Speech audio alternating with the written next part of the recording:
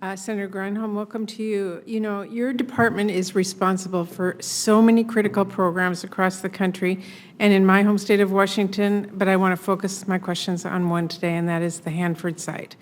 As I have told you and Director Young and other members of this administration repeatedly, the federal government has a moral and legal obligation to clean up the Hanford site, and failure to adequately fund the mission there really jeopardizes that promise. The FY22 omnibus provided $2.6 billion for the site. Your department's FY23 request proposes cutting funding for the site by $172 million. Now, I know the administration did not use the FY22 enacted levels in developing its request, but the FY23 request represents cuts from the FY21 enacted levels as well. And it also fails to meet the funding needs that the department itself has identified at the site. One area that really illustrates that disconnect is the river corridor and other cleanup operations account.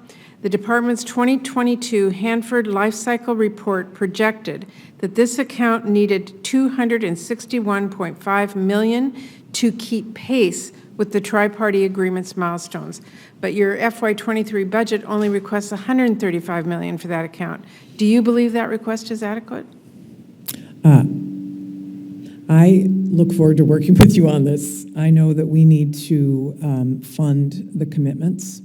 Well, how'd you get to that request? It's half of what the department I understand. says is required. I understand. It's honestly, it's a question of balancing out what our numbers are across the whole environmental management portfolio. It's well, a $7 I assure billion you at the site, numbers, it's not just numbers. It's I totally about understand an that. incredibly important site in this country. Yes. And we have a requirement to make sure we clean that up. Yes. Yes, I know, and I so appreciate your advocacy on this, and I look forward to visiting. I'm sorry that my It's more than advocacy, it's an obligation. And it is, I hear you, and I agree with you.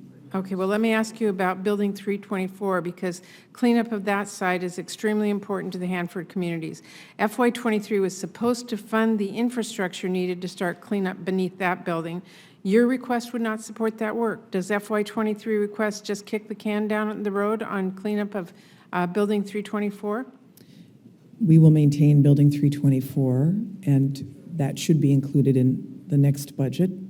We are not at all blind to how important it is to address it.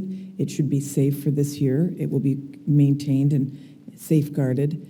But again, this was a question of balancing the funding priorities. And